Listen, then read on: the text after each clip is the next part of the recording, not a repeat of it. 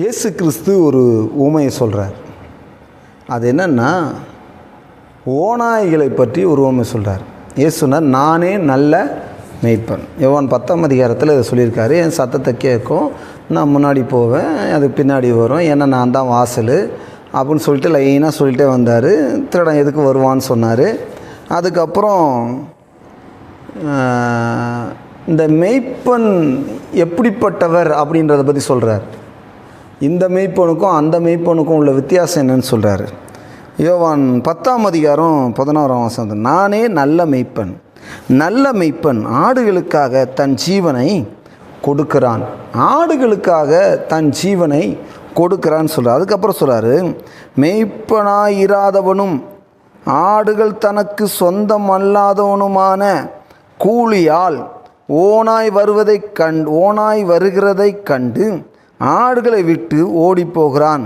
அப்பொழுது ஓநாய் ஆடுகளை பீறி அவைகளை சிதறடிக்கும். இந்த ஓநாய் என்பது தனியாக வராது, ஒரு கூட்டமாக தான் வரும். அது ஒரு தந்திரமானது. ஓநாய் வேட்டையாடுற சில காரியங்கள்லாம் நான் பார்த்துருக்குறேன். அப்போது அது ஒரு தனியாக வராது, அது ஓடிக்கிட்டே இருக்கும். அந்த மிருகத்தை, மானாக இருந்தாலும் சரி, அது புல்லாக இருந்தாலும் சரி, அதை திறத்திக்கிட்டு போய்கிட்டே இருக்கும். அது ஓடிக்கிட்டே இருக்கும். ஓடி களைப்படைஞ்சு, அந்த களைப்படைஞ்ச நேரத்தில், அது பலவீனமான நேரத்தில் இந்த ஓநாய் என்ன செய்யும்னா அதை கடிக்கும். கொஞ்சம் கொஞ்சமாக ஃபஸ்ட்டு சும்மா அப்படி கவும், அதுக்கப்புறம் கொஞ்சம் ஸ்ட்ராங்காக கடிக்கும், அதுக்கப்புறம் கூட்டமாக சேர்ந்து அது வேட்டையாடும்.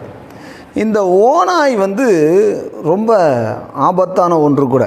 இது பார்த்திங்கன்னா நைட்டு தான் அதிகமாக இந்த ஓநாய்கள் செயல்படுது. அப்போ இயேசு கிறிஸ்து சொல்கிறாரு, ஆடுகளை விட்டு ஓடி போகிறான். எதை பார்த்து ஓடி போகிறான்? ஓநாயை கண்டு. இப்போ தாவீது பார்த்திங்கன்னா சிங்கத்தை கண்டு ஓடலை. ஒரு ஆட்டை பிடிச்ச உடனே அவன் மெய்ப்பன், அவன் தன்னுடைய சொந்த ஆடுன்றதுனால என்ன பண்ணிட்டான், கல்லை எடுத்து இந்த சிங்கத்தை அடித்தான். ஆனால் இந்த மெய்ப்பன் என்ன பண்ணுறான்னா, ஓநாயை பார்த்தே ஓடுறான். அப்போது எதிர்க்கிற வேலையே செய்யலை. அதை பார்த்த உடனே இவன் ஓடி போயிடுறான் வந்த உடனே. ஆனால் அங்கே அப்படி இல்லை, அவன் பார்த்து அவனுடைய அந்த ஒரு மேய்க்கிற ஒரு இதை பிடிக்குது, அதை அவன் எதிர்த்து அதை ஜெயிச்சு போராட்டம்ன்றது, சிங்கத்தோடு போராடுறது பெரிய விஷயம் கிடையாது அப்படின்னு நம்ம நினைக்கலாம். ஆனால் ஓநாயை காலம் சிங்கம் ரொம்ப மோசமானது. ஒரே அடியில் அவ்வளோ பலம் விழுமா அந்த கையில். அப்போ ஓநாயுடைய என்னன்னா, இப்போ அந்த மெய்ப்பன் இந்த ஓநாயை பார்த்தவொன்னே ஓடி போயிடுறான். இது ரொம்ப முக்கியமான விஷயம். அந்த வசனம் இருக்குது இப்படி, அவர்கள் உள்ளத்திலே ஓநாய்கள். அப்படின்னா சுபாவம், வெளியே ஆடு தோல் இருக்குது, உள்ளே என்ன செய்கிறாங்க, ஓநாய்களாக இருக்காங்க. நிறைய பேர் அப்படி இருக்கிறாங்க. நான் காட்டுறேன் யாருன்ட்டு. அப்போ இந்த உலகத்தில் நீங்கள் பார்த்த உடனே எல்லாரையும் அப்படியே ஏற்றுக்கொள்ளக்கூடாது. அவர்கள் சுபாவத்தினால தான் அவர்களை அறிவீர்கள் அப்படின்னு வேத வசனம் சொல்லுது. அவங்க ட்ரெஸ்ஸை பார்த்தோ, அவங்க மேக்கப்பை பார்த்தோ, ஏன்னா நம்ம ஒரு தலைவர்களாக இருக்கிறோம், நம்ம என்ன செய்யணும்னா பார்க்கிறதை வைத்து ஒருத்தரை அங்கீகரிக்கக்கூடாது. அதனால தான் ஆண்டவர் சொன்னார் சாமுவேல்கிட்ட, சாமுவேலே நீ முகத்தை பார்க்குற, அவர்களுடைய தோற்றத்தை பார்க்குற. ஒரு ஊழியம் செய்கிறவர்களும் ஒரு தலைவரும் என்ன செய்யக்கூடாதுன்னா, தோற்றத்தை பார்த்து தீர்ப்பிடக்கூடாது, தோற்றத்தை பார்த்து ஏற்றுக்கொள்ளக்கூடாது. அவர்கள் தோற்றத்தை வைத்து அவர்களை அந்த சபையிலேயோ அந்த ஒரு ஊழியத்திலேயோ வைக்கக்கூடாது. ஏன்னா அவர்கள் உள்ளத்திலே ஓநாய்களாக இருப்பாங்க. வெளிப்பிரகாரமான இதை வெளியே பார்த்தா சும்மா வந்தான், சும்மா நின்னான், அவனை பார்த்தவொன்னே பார்த்தா சும்மா உடம்புலாம் கரல் கட்ட மாதிரி இருக்குது. அப்படியே நல்லா இருந்தவொடனே சரி இவன் தாண்டா ராஜாவுக்கு கரெக்டான ஆள்னு கிட்ட போனால் ஆண்டவர் சொல்கிறார், நீ முகத்தை பார்க்குற. அப்போ ஒரு தீர்க்கதரிசியாக இருந்தாலும் சரி, ஒரு போதகனாக இருந்தாலும் சரி, ஒரு ஆவிக்குரிய தலைவர்களாக இருந்தாலும் சரி, தோற்றத்தை பார்த்து அவர்களை எந்த இடத்தையும் வைக்கக்கூடாது. தோற்றத்தை பார்த்து அவர்களை ஆவிக்குரியவர்கள் என்று எண்ணிடக்கூடாது. ஸ்தோத்திரம் சொல்கிறாங்க, பைபிளை கரெக்டாக தூக்கிட்டு வர்றாங்க அப்படின்றத பார்த்தா, கர்த்தரோ ஆவியை நிதானிக்கிறவர். இயேசு பாருங்கள் கரெக்டாக கண்டுபிடிச்சார். ஏன்னா ஒரு நல்ல தலைவர். அவன் கொஞ்ச நேரத்துக்கு முன்னாடி சொல்கிறான், நீர் ஜீவனுள்ள தேவனுடைய குமாரனாகி கிறிஸ்துன்றான். அடுத்த கொஞ்ச நேரத்தில் சொல்கிறான், நீ சிலுவைக்கு போகலாமான்னு இயேசுவையே கடிந்து கொள்கிறான். இன்றைக்கி அப்படிப்பட்ட மக்கள் இருக்கிறாங்க. ஒரு பக்கம் பார்த்தா இயேசு தான் என்னுடைய ஆண்டவர், இயேசு தான்னா, அப்புறம் அடுத்த பக்கம் பார்த்தீங்கன்னா அந்த அவங்க சொன்ன வார்த்தையில், ரியாலிட்டியில், அவங்களுக்கு கிடைச்ச ரெவலேஷனில், அவங்களுக்கு கொடுக்கப்பட்டிருக்கிற விசுவாசத்தில் அவங்க நிற்காம வேற ஏதோ ஒன்றை மாம்சப்பிரகாரமாக பேசுகிறவர்கள். நீ சிலுவைக்கு போகக்கூடாதுன்னு இயேசுவே கடிஞ்சு கொண்டான். இயேசு என்ன சொன்னார்? பின்னாக போ சாத்தானே. அப்போ பகுத்து அறிய வேண்டிய காரியம் நிறைய இருக்குது இந்த தேசத்தில், ஊழியத்தில், அதுவும் இன்னைக்கு இருக்கிற ஊழியத்தில். ஏன்னா ஊழியத்தில் இந்த ஆட்டுத்தோலை போர்த்து கொண்ட நிறைய ஓநாய்கள் இருக்கிறது. எப்படி நான் சொல்கிறேன், உங்களையும் என்னையும் இயேசு கிறிஸ்து என்னன்னு சொல்கிறாருன்னா ஆடுன்னு சொல்கிறார். ஆட்டுடைய சுபாவம் வேற, ஓநாயுடைய சுபாவம் வேற.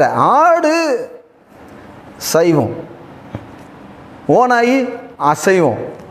அப்போ ஒரு ஐடென்டிஃபிகேஷன், கிறிஸ்துவுக்குள்ளே ஒரு ஐடென்டிஃபிகேஷன் இருக்குது. அந்த ஐடென்டிஃபிகேஷன் நம்ம தெரிஞ்சிருக்கணும், நம்முடைய ஐடென்டிஃபிகேஷன் என்னன்ட்டு. பாருங்கள், ஓநாய் வந்த உடனே ஒரு ஆட்டு கூட்டத்தை விட்டுட்டு ஓடுறான். ஆனால் இந்த ஓநாயுடைய சுபாவம் என்ன? ரத்தத்தை சாப்பிட்றது ஓநாயுடைய எண்ணம், அதோடைய இது. ஆடுகளை சிதறடிக்கக்கூடியது ஓநாயுடைய குணம். ஆடுகளை பீறி போடுவது ஓநாயுடைய சுபாவம். அவைகளை கொன்று போடுவது இந்த ஓநாயுடைய சுபாவம். அந்த ஓநாய் வந்தவொடனே என்ன செய்யுமா? சொந்தம் இல்லாதனால கூலியால் ஓநாய் வருகிறதை கண்டு ஆடுகளை விட்டு ஓடி போகிறான். அப்பொழுது ஓநாய் ஆடுகளை பீறி அவைகளை சிதறடிக்கும். கூட்டமாக இருக்குது, அது வரைக்கும் கூட்டமாக இருக்குது. அப்போ ஒரு ஓநாயுடைய குணம் உள்ளே வந்தவொடனே மக்களை காயப்படுத்துகிறாங்களான்னு பார்க்கணும். மக்களை சிதறடிக்கிறாங்களா? இந்த சபைக்கு ஏன் போகிற அப்படின்னா பின்னாடி ஓநாய் பேசுதுன்னு அர்த்தம். இங்கே போய் என்ன கிடச்சிது அப்படின்னா அது உள்ள ஓநாயுடைய சுபாவம் இருக்குது. பீறி போடுதல், அவங்கள காயப்படுத்துதல், அப்போது சிதறடிக்குதல், இதெல்லாம் ஓநாயுடைய சுபாவம். ஒரு ஓநாய் வந்தாலே மேய்ப்பன் என்ன பண்ணிட்டான்? ஓடி போயிட்டான். அந்த முழு மந்தையையும் அது இஷ்டம் போல் கடிக்கலாம், இஷ்டம் போல் பீறலாம், இஷ்டம் போல் அதை கொண்டு போடலாம். அந்த ஓநாயுடைய சுபாவம். அப்போ ஒரு உண்மையான நல்ல மேய்ப்பன் என்ன பண்ணுவான்னா, ஓநாய் வருகிறது என்று கண்டாலும் கூட ஓட மாட்டான். ஓநாய் வந்தாலும் நிற்கணும். பிரச்சனை வந்தவொடனே சிலர் என்ன பண்ணுறாங்கன்னா, நான் ஜெபம் பண்ணேன், பிரச்சனை வந்துச்சு, இனிமேட்டு ஜெபம் பண்ண மாட்டேன். ஒரு ஜெபக்கூட்டம் நடத்தினேன், பிரச்சனை வந்து இனிமேட்டு அந்த ஜெபக்கூட்டம் நடத்த மாட்டேன். அப்படி இல்லை, அவன் இல்லை தலைவன். நிற்கணும். நல்ல மேய்ப்பன் தன் ஆடுகளுக்காக ஜீவனையே கொடுக்குறானா. இயேசு சொல்கிறார், என் ஆடுகளுக்காக என்ன பண்ணுவேன்? ஆடுகளுக்காக தன் ஜீவனையே கொடுக்கிறேன். அப்போது ஓநாய்கள் மந்தைக்குள்ளே வருகிறது, ஊழியங்களுக்குள்ளே வருகிறது, ஊழியர்களுக்குள்ளே வருகிறது. ரொம்ப ஃபேமஸாக மற்றவங்களை கட்டுப்படுத்துறது, மற்றவங்களை ஆளுகை செய்ய நினைக்கிறது, தனக்கென்று ஒரு குரூப்பை சேர்க்கறது, தன்னுடைய பணபலத்தை காமிக்கிறது, அந்த ஊழியர்களை ரெண்டாக பிரிக்கிறது, இதெல்லாம் ஓநாயுடைய குணம். அப்போது இதை செய்கிறதுனால ஆடு கூட்டத்தில் ஒரு மேய்ப்பன் ஓடி போகிறான். இன்னொரு மேய்ப்பன் சொல்கிறார், இல்லை நான் ஓடுறவர் இல்லை, நான் இந்த ஆட்டுக்காக என் ஜீவனையே கொடுக்குறேன். ஏன்னா இந்த ஆடுகளை நான் அறிஞ்சிருக்கிறேன், அவைகள் என்ன அறிஞ்சிருக்குது. யோவான் சுவிசேஷம் 10ஆம் அதிகாரத்தில் 15ஆம் வசனம் நான் வாசிக்கிறேன். அதுக்கு மேலே உள்ள வசனத்திலேருந்து வாசிக்கிறேன். நானே நல்ல மேய்ப்பன், பிதா என்னை அறிந்திருக்கிறது போலவும் நான் பிதாவை அறிந்திருக்கிறது போலவும் நான் என்னுடையவைகளை அறிந்திருக்கிறேன். அந்த ஆடுகள் யாருடையது? என்னுடையதுன்னு சொல்கிறார். என்னுடையவைகளால் அறியப்பட்டும் இருக்கிறேன், ஆடுகளுக்காக என் ஜீவனையும் கொடுக்கிறேன். 2வது தடவை சொல்கிறார் இயேசு. 15 சொல்கிறாரு, 11 சொல்கிறாரு. ஓநாய் வந்தா நானே நல்ல மேய்ப்பன், என் ஆடுகளுக்காக என் ஜீவனையும் கொடுக்கிறேன். 15ஆம் வசனத்தில் சொல்கிறாரு, என் ஆடுகளுக்காக என் ஜீவனை கொடுக்கிறேன்னு சொன்னது மட்டும் இல்லை, கொடுத்தார். ஜீவனை கொடுத்தார். உயிரை கொடுப்பேன்னு சொல்லுவாங்க, கொடுக்க மாட்டாங்க. ஆனால் இயேசு உயிரை கொடுப்பேன்னு சொன்னார். சொன்னபடியே தன் ஆடுகளுக்காக தன் ஜீவனை இயேசு கொடுத்தார். அதை கொடுக்கவும் எனக்கு அதிகாரம் உண்டு, அதை எடுக்கவும் எனக்கு அதிகாரம் உண்டு. அடுத்த வசனத்தை சொல்கிறார். அப்போ ஒரு ஒரு ஒரு தலைவன் கண்டுபிடிக்க வேண்டியது, அவங்களுக்கு வரம் இருக்கா, என்ன அழைப்பு இருக்குது, அதெல்லாம் ரைட்டு தான். ஆனால் அதை காட்டிலும் அவங்கக்கிட்ட என்ன சுபாவம் இருக்குது, என்ன அவங்க என்ன கேரக்டர் உள்ளவர்களாக வர்றாங்க, அவங்க என்ன ஆவியை உடையவர்களாக இருக்கிறாங்க, அல்லது அவர்கள் என்ன ஆவியில் செயல்படுகிறார்கள், அவர்களுடைய விசுவாசத்தின் அளவு என்ன, அவர்கள் எதை விசுவாசிக்கிறார்கள், இதெல்லாம் ஒரு சபை போதகன் அறிஞ்சு வச்சிருக்கணும். ஒரு ஊழியக்காரரை பிரசங்கம் பண்ண வர வச்சாலும் இதையும் கவனிக்கணும். ஒரு சபை விசுவாசிகளையும் இப்படி அவன் கவனிக்கணும். அப்போ தான் அந்த பகுத்தறிந்து அந்த அந்த எந்த ஆவி அந்த ஆட்டை தாக்குது அப்படின்னு தெரியும். இல்லை தெரியாது, கண்டுபிடிக்க முடியாது. அப்போ ஒரு ஆடு ஒரு ஓநாய் வந்தாலே இந்த மேய்ப்பன் என்ன பண்ணிட்டான், கூலிக்காக வேலை செய்கிறவன் ஓடி போயிடுறான். ஆனால் இயேசு சொல்கிறாரு, நானே நல்ல மேய்ப்பன், உனக்காக நான் ஜீவனை கொடுப்பேன்னு சொன்னார். அதே போலவே கொடுத்தார். அப்போது ஒரு ஓநாய் வந்தாலே மேய்க்கிறவன் என்ன செய்கிறான், ஓடி போகிறான். ஆனால் இயேசு லூக்கா 19ஆம் அதிகாரத்தில் ஒன்று சொல்கிறார். என்ன சொல்கிறாருன்னா, அந்த வசனத்தை வாசிமா, மத்தேயு 7:15. கள்ள தீர்க்கதரிசிகளுக்கும் எச்சரிக்கையாயிருங்கள், அவர்கள் ஆட்டுத்தோலை போர்த்து கொண்டு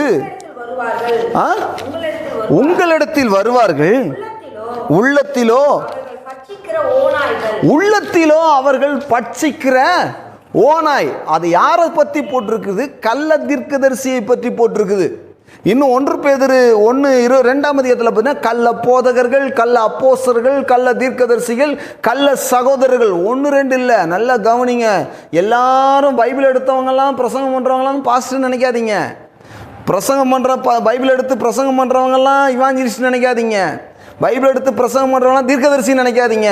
ஊழியத்துக்கு அழைக்கப்படாமலே இன்றைக்கு பிரசங்கிக்கிற ஒரு பெரிய கூட்டம் இருக்கிறது. அவர்களுடைய கோல் என்ன, வெளியே அவர்கள் தீர்க்கதரிசி, உள்ளே ஓநாய். வெளியே போதகர்கள், உள்ளே ஓநாய். அப்படிதானே இருக்குது. இந்த வசனத்தை இன்னொரு வாசிமா, கள்ள தீர்க்கதரிசிகளுக்கு எச்சரிக்கையாயிருங்கள், அவர்கள் ஆட்டுத்தோலை போர்த்துக்கணும். அவர்கள் ஆடு இல்லை, ஆனால் ஆட்டுத்தோலை போர்த்தினவர்கள். அப்போ உள்ள என்ன இருக்கு, வெளியே என்ன இருக்கு? நீங்க எதை பார்க்குறீங்க? நீங்க வெளியே தான் பார்க்குறீங்க. அவர் பாருப்பா காரில் வராரு, அவர் பாருப்பா கோட்டு போட்டு வராரு, அவர் பாருப்பா வெள்ளை வெள்ளைன்னு வராரு, அவர் அப்படியே அமைதியாக மேக்கப் போட்டு அற்புதமாக வராரு. அவர் பெரிய ஊழியங்க, அவர் பெரிய ஊழியக்காரங்க. ஆனால் அவர் போத்திருக்கிற இது என்ன? அவர் ஆடு கிடையாது, அவர் ஆட்டுத்தோலை போர்த்திய ஓநாய். அவர்கள் உள்ளத்திலே ஓநாய். ஆனால் வேதவசனம் சொல்லுது, ஒருவன் உள்ளத்திலே யூதனானவனே யூதன், வெளியே யூதனானவன் யூதன் அல்ல. வெளியே அவன் யூதனா இருக்கலாம், யூதன் மாதிரி காட்டலாம், பைபிள் வசனம் கூட தெரியலாம், மனப்படமாக பேசலாம், பைபிள் காலேஜ் படிச்சிருக்கலாம். அவர்கள் கனிகளினாலே அறிய வேண்டிய ஒரு காலத்தில் கட்டாயத்தில் நம்ம இருக்கிறோம். அப்போ உள்ளத்திலே அவர்கள் யாராய் இருக்கிறார்கள்? உள்ளம் என்றால் ஆவி. ஒருவன் கிறிஸ்துவுக்குள் இருந்தால் புதிய சிருஷ்டியாக இருக்கிறான், பழையெல்லாம் ஒளிந்து போயின, எல்லாம் புதிதாயின. அவன் உள்ளத்திலே எப்படி இருக்கிறான்? பணத்தை அபகரிக்கிறவனா இருக்கிறானா? உள்ளத்திலே அவன் இச்சை உள்ளவனா இருக்கிறானா? உள்ளத்திலே பொருளாசை உள்ளவர்களாக இருக்கிறார்களா? இந்த உள்ளத்திலே இந்த உலக ஆசை உள்ளவர்களாக இருக்கிறார்களான்னு பார்க்கணும். அதுக்கு தான் நான் சொன்னேன், சாமுவேலை பற்றி சொன்னேன். வெளி தோற்றத்தை பார்த்து நீங்கள் யாரையும் என்ன பண்ணாதீங்க, அவர்களை ஏற்றுக்கொள்ளாதீங்க. யாரை தான் எப்படியா ஏற்றுக்கணும்? அவர்கள் பகுத்தறிந்து அவருடைய குணம் என்ன, அவர்களுடைய உள்ளத்திலே எப்படி இருக்காங்க. வெளியே தீர்க்கதரிசிங்க, அவர் சொன்னால் கரெக்டாக நடக்குங்க, அவர் ஜெபம் எல்லாம் ரைட்டு தான். வரங்களுக்கும் வாழ்க்கைக்கும் சம்பந்தம் இல்லை. வரங்கள் தேவனுடைய கிருபை. ரட்சிப்பு எப்படி கிருபையோ அப்படியே தான் வரங்களும். ரட்சிப்பை நாம் எப்போது அறிக்கையிட்டு விசுவாசிக்கிறோமோ அப்போவே ரட்சிப்போடு கூட சேர்ந்து வரங்களும் உள்ளே வந்து விடுகிறது. அதை நாம் பயன்படுத்துகிற விதத்திலே அது வெளிப்படுகிறது. அவ்வளோதான். நம்முடைய விசுவாசம் வளர வர சிலர் வரங்களை மட்டுமே பயன்படுத்த கற்றுக்கொள்ள வச்சிருக்கிறாங்களே தவிர அவர்களுடைய கேரக்டர்களை காட்டுறதுக்கு, வளர செய்வதற்கு அவர்கள் எந்த வேத புத்தகத்தையும் வாசிக்கிறது கிடையாது. அப்போ உள்ளே என்னவா இருக்கிறாங்க, வெளியே எப்படி இருக்கிறாங்க? இயேசு சொல்லும்போது சொன்னார், வெளியே வெள்ளையடிக்கப்பட்ட கல்லறைகள் நீங்கள், ஏன்னா உள்ள மனுஷனுடைய எலும்புகளால் நிறைந்து இருக்கிறது. கண்டிச்சாரா இல்லையா? இது கிரேஸ் தானே பேசிச்சு. இயேசு கிருபை. அவர் பேசுறாரு, வெளியே எப்படி இருக்கிறப்பா, வெள்ளை மாதிரி இருக்கிற, உள்ள கல்லறை, நீ அழுக்கு நாத்தம் இருக்கு உள்ள அப்படின்றாரு பரிசேயரை பார்த்து. அப்படின்னா ஒவ்வொரு கிறிஸ்தவனையும் நீங்கள் எப்படி பார்க்கணும்னா, வெளியே வெள்ளை அடிச்சிருக்கிற அந்த வெள்ளையை பார்த்து ஏமாந்துடக்கூடாது, வெள்ளையை பார்த்து பணத்தை கொடுக்கக்கூடாது, வெள்ளையை பார்த்து பிஸ்னஸை கொடுக்கக்கூடாது. அவர்கள் எப்படிப்பட்ட சுபாவம் உள்ளவர்கள், புரிஞ்சுதா?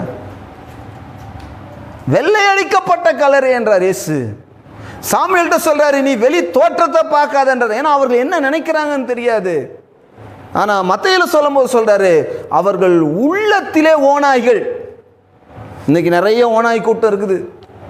அவைகள் ஆடுகளை பீறி போடுது, கணவன் மனைவியை பிரிக்கிற வேலையை செய்து சபைக்குள்ளேயே பிசினஸ் நஷ்டத்தை உண்டு பண்ணுது, தவறான ஆலோசனைகளை கொடுத்து நல்லா இருக்கிற குடும்பத்தை ஒன்றுமில்லாமல் ஆக்குகிறது, பிசினஸை ஒன்றுமில்லாமல் ஆக்குகிறது. கர்த்தர் சொல்லாமே கர்த்தர் சொன்னார், அந்த பையனை தான் கல்யாணம் பண்ணி வைக்க சொன்னார்னு சொல்லி பெண்ணுடைய வாழ்க்கையை குட்டி சோற நாசமாக்குது. ஏன்னா இவர்கள் என்ன பண்ணுறாங்கன்னா, ஆட்டுத்தோலை போத்துனா ஓனாயே நம்புகிறார்கள். ஏதாவது பிரச்சனைனா அந்த தீர்க்கதரிசிகிட்ட போவோன்ட்டு. அது பழைய ஏற்பாடு. புதிய ஏற்பாடில் என்ன, உன் இருதயத்தில் ஆவி உன்னுடைய மறுபடியும் பிறந்திருக்கிற நீங்கள் பரிசுத்த ஆவியினாலே நடத்தப்படணும். ஒரு தீர்க்கதரிசி தேவைதான், ஆனால் தீர்க்கதரிசியை சார்ந்தே நம்ம வாழக்கூடாது. ஒரு போதகர் தேவைதான், ஒரு போதகரை சார்ந்தே வாழக்கூடாது. இயேசுவை சார்ந்து வாழணும். உனக்குள்ளே உனக்கும் வேத வசனத்துக்கும் ஒரு தொடர்பு இருக்கணும். ஆண்டு பேசணும், இது சரியா சரியில்லையா, அது பேசுகிற வரைக்கும் நமக்கு பொறுமை தேவை. ஒரு காரியத்தை நீங்கள் கேட்குறேன்னா அதுக்கு பதில் வர்ற வரைக்கும் நீங்கள் பொறுத்து இருக்கணும், கேட்கணும். குறுக்கு வழியில் என்ன பண்ணுறேன்னா, கொஞ்சம் அந்த ஊழியக்காரர் கொஞ்சம் காசு கொடுத்துட்டு அவர் சொல்லிடுவார் ஜெபம் பண்ணி அப்படின்ற கூட்டம் ஓடுது. தேவன் எங்கே இருக்கிறார், உனக்குள்ளே வச்சுக்கிட்டு அவர்கிட்ட பேசாமல் யாரோ ஒருத்தர் கேட்டு சொல்லுவார்னு சொல்லி போய் வஞ்சிக்கிற கூட்டம். அவருக்கு ஆண்டு சொல்லாமையே ஏதோ ஒன்று சொல்லணுமேன்னு சொல்லி விட்டுருவார், அவ்வளோதான். அப்போ என்ன செய்யும் அந்த பிஸ்னஸ், என்ன செய்யும் அந்த பிள்ளையுடைய வாழ்க்கை, என்ன செய்யும், கெட்டு போயிடும். குடும்பம் என்ன செய்யும், உன் மனைவியால் தான் உன் பிஸ்னமே இப்படி நஷ்டம் அடையணும் ஒருத்தர் தீர்க்கதரிசி சொல்லி விட்டார். கடைசியில் 2 பேருக்கும் விவாகரத்து வரைக்கும் போயிடுச்சு. அப்போ இன்னைக்கு தீர்க்க தரிசனம் சொல்லுகிறவர்கள், தீர்க்க தரிசனம் என்ன, தேவனுடைய வார்த்தை தான் தீர்க்க தரிசனம். இன்னொன்று, தீர்க்க தரிசனம் தப்பு, நானும் தீர்க்க தரிசனம் சொல்கிறேன், நானும் தீர்க்க தரிசனத்தை ஏற்றுக்கொள்கிறேன், தீர்க்கதரிசிகளை அங்கீகரிக்கிறேன். ஆனால் குறுக்கு வழியில் அவர்கள் ஆதாயத்துக்காக ஒருவர் தீர்க்க தரிசனம் சொல்வார் என்றால் அது ஓநாய். கள்ள அப்போஸ்தலர்கள், கள்ள தீர்க்கதரிசிகள், அவர்கள் சிலுவையை மறுதலிக்கிறவர்கள். பேதுரு நல்லா சொல்றாரு, சிலுவையை மறுதலிக்கிறவர்கள். அவர்கள் ஆட்டுத்தோலை போட்டு கொண்டிருக்கிறார்கள், ஆனால் உள்ளத்திலோ அவர்கள் உள்ளத்தை பார்க்கணும், அவங்க இருதயத்தை பார்க்கணும், அவங்க பேச்சை பார்க்கணும். விளையாட்டுக்கு தான் சொன்னு சொல்லுவாங்க, அதை பார்க்கணும். அவர்களுடைய ஆக்ஷனை பார்க்கணும், அவருடைய வாழ்க்கை முறை எப்படி இருக்குன்னு பார்க்கணும். இதெல்லாம் அந்த உலகத்தில் நம்ம இருக்கிறோம். நீங்களும் நானும் ஆடு. அவங்க ஜாக்கிரதையாக இருக்க மாட்டாங்க. அவங்களுக்கு தேவை வாய்ப்பு கிடச்சிதுன்னா ஆட்டை காலி பண்ணுறதும், ஆட்டை காயப்படுத்துறதும், ஆட்டை சிதறடிக்கிறதும் தான் அவங்களுடைய நோக்கம். ஏன்னா நீங்கள் ஒரு ஓநாய்க்கு சந்திக்க போகிறது இல்லை, அநேக ஓநாய்க்களை சந்திக்க போகிறீங்க. இதை கேட்கறதுக்கு தான் சொல்கிறேன் நான், இதை கேட்டுக்கொண்டிருக்கிறவங்களுக்கும் சொல்கிறேன். எப்படின்னு கேளுங்க. இந்த 10ஆம் அதிகாரத்தில், யோவான் 10ஆம் அதிகாரத்தில் சொன்னார் ஒரு ஓநாய் வருதுன்றாரு. இந்த மத்தேயு 7ஆம் அதிகாரத்தில் சொல்கிறாரு, அவர்கள் கள்ள தீர்க்கதரிசிகள்.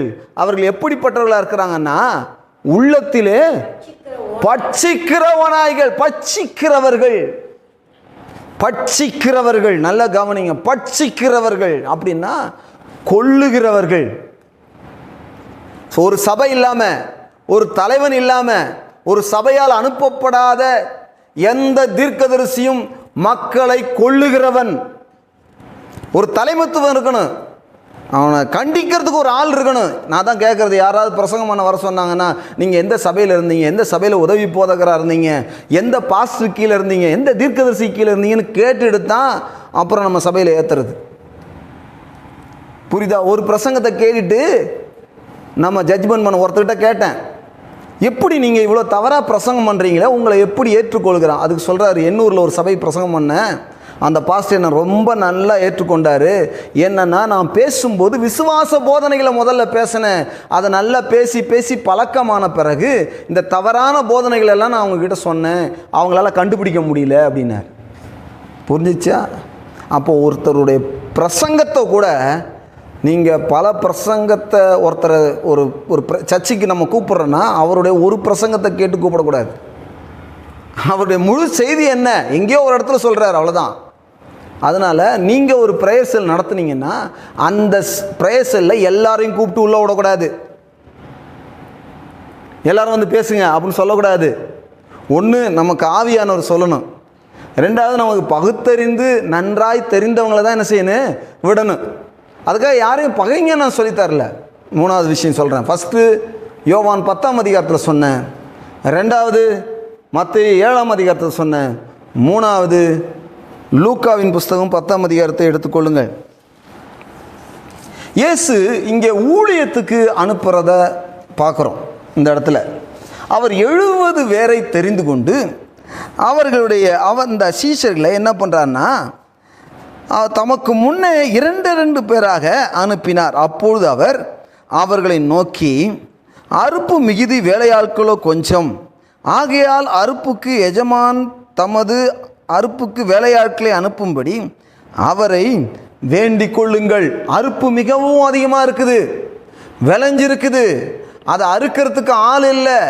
ஆகையினால எஜமான் அந்த அறுக்கிறதுக்கு தேவையான ஆட்களை அதிகமாக அனுப்பும்படிக்கு நீங்கள் வேண்டிக் கொள்ளுங்கள். ஐயா, நிறைய வேலை இருக்குது, நிறைய பேரை சந்திக்க வேண்டியிருக்கு, நிறைய ஊழியங்கள் இருக்குது, அதுக்கு தேவையான ஆட்களை அனுப்புங்கன்னு சொல்லிட்டு அப்புறம் அவர் சொல்கிறாரு, புறப்பட்டு போங்கள்.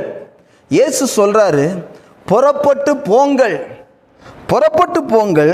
ஆட்டுக்குட்டிகளை ஓநாய்க்குள்ளே அனுப்புகிறது போல இதோ நான் உங்களை அனுப்புகிறேன். இப்போ ஆட்டுக்குட்டிகளை, ஆட்டுக்குட்டி ஓநாய்க்கு முன்னாடி போனால் எல்லாத்தையும் கிழிச்சு எறிஞ்சிடும். எது? ஓநாய். ஆனால் அவர் சொல்கிறாரு, ஆட்டுக்குட்டிகளை ஓநாய்களுக்குள்ளே. அப்போ ஒரு ஓநாயா நிறைய ஓநாயா? கவனிங்க, உங்களையும் என்னையும் இயேசு எப்படி பார்க்குற, தன்னுடைய ஆடாய் பார்க்கிறார் என்று சொன்னேன். அப்போ அவர் சொல்கிறாரு, நீ ஆடா இருக்கிற, புறப்பட்டு போங்கள். நீ உள்ள ஆடுதான், வெளியே ஆட்டு சுபாவம் தான், நீ புறப்பட்டு போ. ஆனால் நீ வாழ்கிற இடம் எப்படிப்பட்ட இடம்னா, ஓநாய் கூட்டத்தில் நீ வாழ போற. ஓநாய் கூட்டத்தில் நீங்கள் இப்போ நீங்கள் என்ன நினச்சிக்கிட்டு இருக்கீங்க? சுற்றி ஓநாய் இருக்குது. கவனிங்க, சுற்றி ஓநாய் இருக்குது. ஓநாய் கூட்டம். இயேசு உங்களை ஒரு ஓநாய்கிட்ட அனுப்பல, ஓநாய்களுக்குள்ளே. ஏன்னா அது கூட்டமாக வாழக்கூடியது. இன்றைக்கி இந்த உலகத்துக்குள்ளே ஆண்டவர் அனுப்பிச்சிருக்கிறாருன்னா ஓநாய்களுக்குள்ளே அனுப்புகிற மாதிரி அனுப்பிச்சிருக்கிறார். ஏன்னா வெளியே ஆட்டுத்தோலை போத்திருப்பான், உள்ளத்திலோ ஓநாயாக இருப்பான். அப்போ ஆட்டுடைய சுபாவம் இல்லாதவனாக இருப்பான், அவனுக்குள்ளே உன்னை அனுப்புகிறேன். அப்படினால நீங்கள் போய் வாழ்கிறதுலாம் எல்லாரும். அதனால தான் நான் என்ன சொல்கிறேன்னா, எல்லாருக்கும் போயிட்டு கெட்டு கதறு, எல்லாரையும் வண்டியில் ஏற்றுறது, எல்லாருக்கும் தட்டி கையை கொடுக்கறது, எல்லாருக்கும் தொட்டு பேசுறது. அந்த அக்கா இல்லைன்னா நான் உயிரே கொடுப்பேன்னு உயிர் போயிடும் கடைசியில். அது உலக பிரகாரமான ஒரு ஃப்ரெண்ட்ஷிப்பு நமக்கு தேவை இல்லை. ஏன்னா அது ஆபத்தானது. அது ஓனாயி உன்னை என்ன செஞ்சேன்னா கொன்னுடும். விளையாட்டு இல்லை, சீரியஸ். அவர் என்ன சொல்கிறாரு, ஓநாய்களுக்குள்ளே அனுப்புவது போல, இல்லை அனுப்புகிறது போல, அதை போல இதோ நான் உங்களை அனுப்புகிறேன். நீ புறப்பட்டு போங்கள், நான் உன்னை அனுப்புகிறேன். நீ ஆடாக இருக்கலாம், அது ஓநாய் கூட்டமாக இருக்கலாம், ஆனால் அவைகள் ஒன்றும் உன்னை சேதப்படுத்தாது. அவர் புறப்பட்டு போங்கள், ஓநாய் கூட்டத்தில் போங்க, நான் உங்களை அனுப்புகிறேன். இயேசு என்ன சொன்னார்? அனுப்புகிறவர் என்னை அனுப்பின என்னோட கூட இருக்கிறார். உங்களுக்கு என்ன விசுவாசம் இருக்குமோ தெரியுங்களா? என்னை மேய்க்கிறவர் என் கூட இருக்கிறார். என்ன ஓநாய்க்குள்ளே அனுப்பிச்சிருக்கலாம், நான் ஆடு தான். ஒரு பெரிய விளைநிலம் இருக்குது, அந்த விளைநிலத்துக்கு வேலைக்காக தான் என்னை வச்சிருக்கிறாரு. அவர் என்னை அனுப்புகிறாரு. புறப்பட்டு போங்கன்னு சொன்னார். உங்களை நான் அனுப்புகிறேன் இருக்கிறாரு. உன்னை அனுப்புகிறது நான் அல்லவான்னு சொன்னார் நியாயாதிபதிகள் புஸ்தகத்தில். அதே சொல்லியிருக்கார். ஏசு சொல்லும் போது என்னை அனுப்பினவர் என்னோட கூட இருக்கிறார். என்னை அனுப்பினவர் எனக்கு கொடுத்தாரு. அவர் என்னை காட்டிலும் பெரியவராக இருக்கிறார்னு ஏசு சொன்னார் யோவான் 10ஆம் அதிகாரத்தில். அப்படின்னா என்னை அனுப்புகிறார்னா அவர் சொல்லுறாரு. என்ன சொல்கிறாருன்னு பாருங்கள். அவர்கள் திரும்பி வருகிறார்கள். அவர்களுக்கு பிசாசுலாம் கீழ்ப்படியுது, வியாதியெல்லாம் போகுது. எப்படின்னா இயேசுவின் நாமத்தில் போகுது.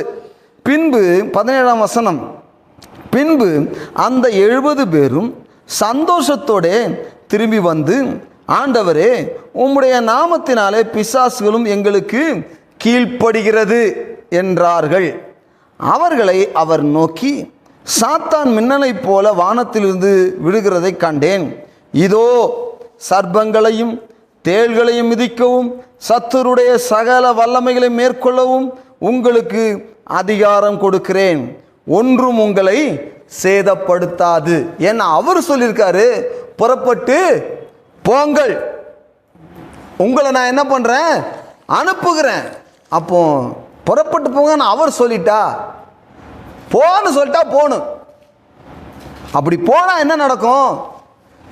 இந்த உலகத்தில் இருக்கிற எல்லாம் கீழ்ப்படிஞ்சாகணும், எல்லா சூழ்நிலையும் கீழ்ப்படிஞ்சாகணும், எல்லா வியாதியும் கீழ்ப்படிஞ்சாகணும், எல்லா பிசாசும் கீழ்ப்படிஞ்சாகணும். அது மாத்திரம் அவர் சொல்கிறாரு, நான் உன்னை அனுப்புகிறேன்ல, ஒன்றும் உங்களை சேதப்படுத்தாது. ஐயோ நான் பிசாசு துரத்திட்டேன், எனக்கு பிசாசு திருப்பி தாக்குமா? தாக்காது. ஏன்னா ஒன்றும், எதை நீ விசுவாசிக்கணும்? இயேசு சொன்ன காரியத்தை விசுவாசிக்கணும். நீ போயிருக்கிற கூட்டம் தவறான கூட்டமாக இருக்கலாம், நீ இருக்கிற கூட்டம் தவறான கூட்டமாக இருக்கலாம், ஆனால் அங்கே நீ ஒரு ஆடாக இருக்கணும். அப்போ இந்த ஆட்டுக்கும் இந்த மெய்ப்பன் அனுப்புகிறவருக்கும் உள்ள ஒரு ரிலேஷன்ஷிப் உங்களுக்கு தேவை. இந்த உலகத்தில் இருக்கிறீங்க, அவர் உங்களை அனுப்புகிறாருன்னா எப்போதுமே அவர் அனுப்புகிறாரு, அனுப்புனது என்னோட கூட இருக்கிறாரு.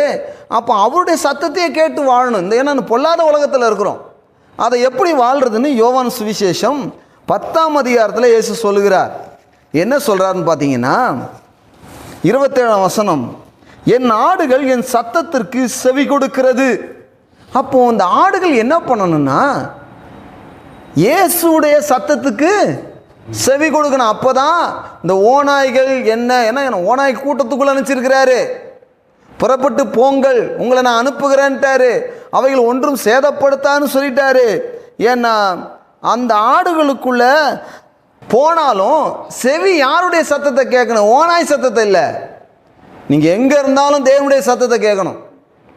எங்கே இருந்தாலும் வேத புத்தகத்துக்கு வேத வசனம் சாட்சி கொடுக்கிறதா? தேவன் வேதத்தில் சொல்லி இருக்கிறாரா? இதை செய்யலாமா செய்யக்கூடாதா? இல்லை வேதம் இதை பற்றி என்ன ஆலோசனை கொடுக்குதுன்றது உங்களுக்கு தெரியணும். அப்போ தான் ஓநாய் கூட்டத்துக்குள்ளே நீங்கள் இருந்தாலும் நீங்கள் தேவ சத்தத்தை கேட்டு நீங்கள் ஆபத்தில்லாமல் வாழ முடியும். இல்லைன்னா நான் இல்லை ஃபஸ்ட்டு எனக்கு வரம் இருக்குது, ஃபஸ்ட்டு நான் போய் என்னன்னாலும் செய்வேன்னா அது டேஞ்சர். பாருங்கள், ஊட்டியில் ஒரு அம்மா பேச முடியலன்னு சொல்லி எனக்கு ஃபோன் பண்ணி ஜெபம் பண்ண சொன்னாங்க. ஃபோனில் தான். என்னன்னு கேட்டால் யாருக்கோ ஒருத்தருக்கு போய் ஜெபம் பண்ணாங்களாம். ஜெபம் பண்ணதுலேருந்து அவங்களால பேச முடியல.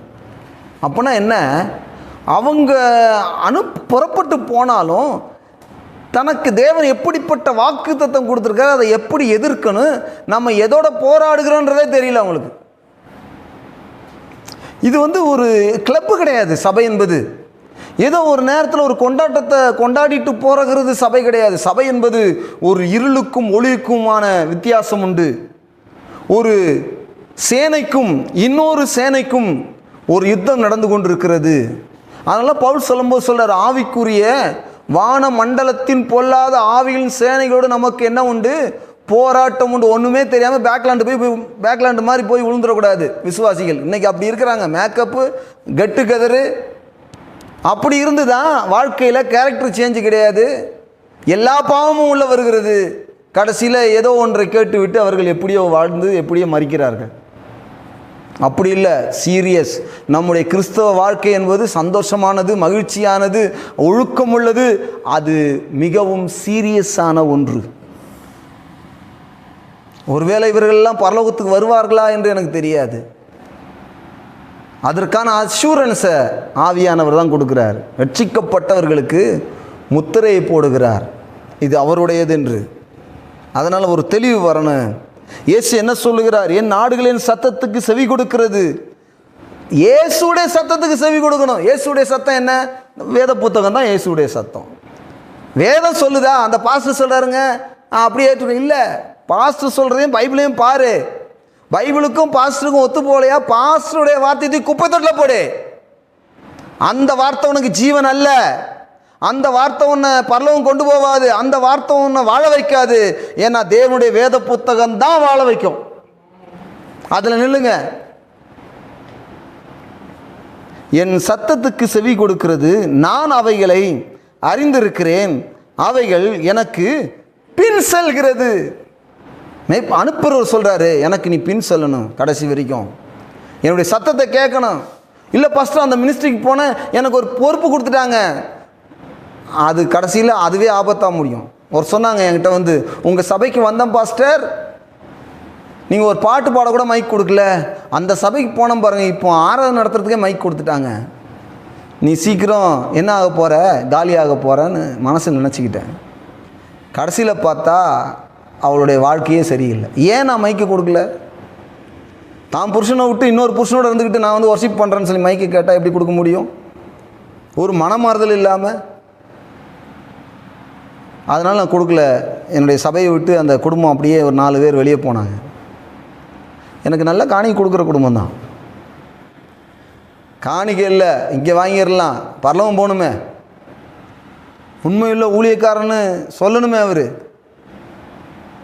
கணக்கு கேட்பார, கணக்கு கேட்க மாட்டார்ல, கிருபையில் இருக்கிறேன்றதுனால கணக்கு கேட்க மாட்டேன். என் சுவிசேஷத்தின்படியே உங்களை எல்லாரும் நாம் தேவனுடைய நியாயாசனத்துக்கு முன்பதாக நிற்கிறோம் அப்படின்னு வசனம் இருக்குது.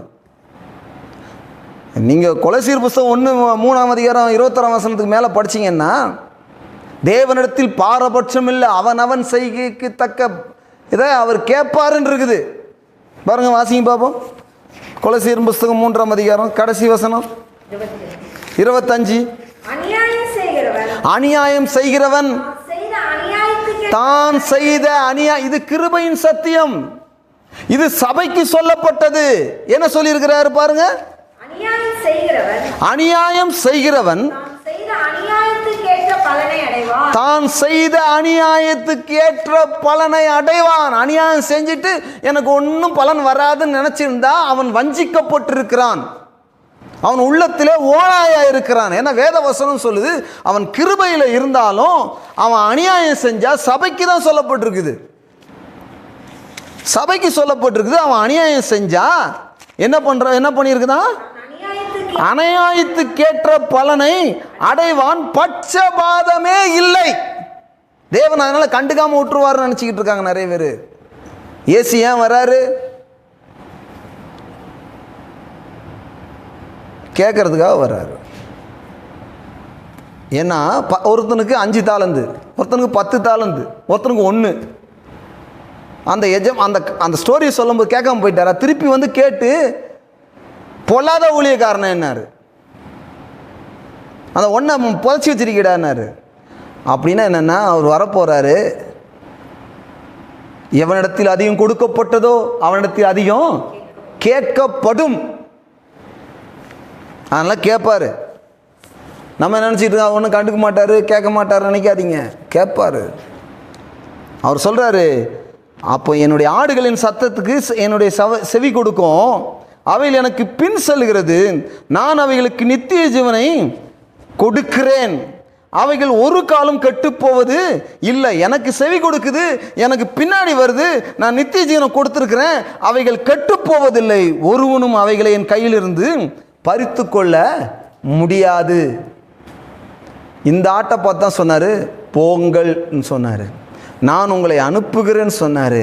அவர் என்ன சொல்கிறார்? தொடர்ந்து என்னுடைய சத்தத்தை கேளு, என்னை பின்பற்று, எனக்கு செவி கொடு, நான் உனக்கு நித்திய ஜீவனை கொடுக்குறேன், நீ கெட்டு போவதில்லை, என் கையிலிருந்து ஒரு நாளும் ஒருவனும் பறித்து கொள்ள முடியாது. ஏனென்றால் என் கையில் கொடுத்த பிதா என்னிலும் பெரியவராயிருக்கிறார், நானும் பிதாவும் ஒன்றாயிருக்கிறோம். அப்போ ஓநாய்கள் இருக்குதா, வரப்போதா? இருக்கு. ஏற்கனவே ஒரு சபைக்குள்ள ஒரு ஓநாய் அனுப்புகிறாரு. ஓநாய் வருது, மேய்ப்பன் விட்டு ஓடிடுறான். அடுத்தது என்ன சொல்றாரு? உள்ளத்திலே ஓநாய்களாக இருக்கிறார்கள். மேலே ஆட்டுத்தோலை போத்திக்கிட்டு இருக்கிறாங்க. ரிவர்ஸ் மாறிடுச்சு பாருங்க. அடுத்தது சொல்றாரு, எப்பா நீ உன்னை அனுப்புறதே எங்கே அனுப்புறன்னா ஓநாய் கூட்டத்துக்குள்ளே தான். உங்களுக்கு ஊழியமே எங்கன்னா ஓநாய் கூட்டத்துக்குள்ளே தான். அவைகள் ஒன்றும் செய்யாது. நீ என் சத்தத்தை கேட்கணும், என்னை பின்பற்றணும், நான் உனக்கு நித்திய ஜீவனை கொடுக்குறேன், நீ கெட்டு போக மாட்ட, உன்னை என் கையிலேருந்து பறிக்க முடியாது. பெரிய வாக்குத்தத்தங்க இது. அதனால் இந்த உலகத்தில் நீங்கள் தைரியமாக வாழலாம், தைரியமாக விசுவாசிக்கலாம். தேவன் அனுப்புகிற இடத்திற்கு அவருடைய சத்தத்தை கேட்டு போகலாம், ஒன்றும் சேதப்படுத்தாது. அதனால் பயப்படாதீங்க. ஓநாய்கள் இருக்குதுன்னு தெரிஞ்சால் அவங்களுக்கு போதும். அதுக்காக தான் நீங்கள் தேவ சத்தம். எதுக்குங்க பைபிள் வாசிக்கணும், எதுக்கு ஜெபம் பண்ணணும், எதுக்கு தேவ சித்தமானு கேட்கணும்? அதான் இதுக்கு தான்.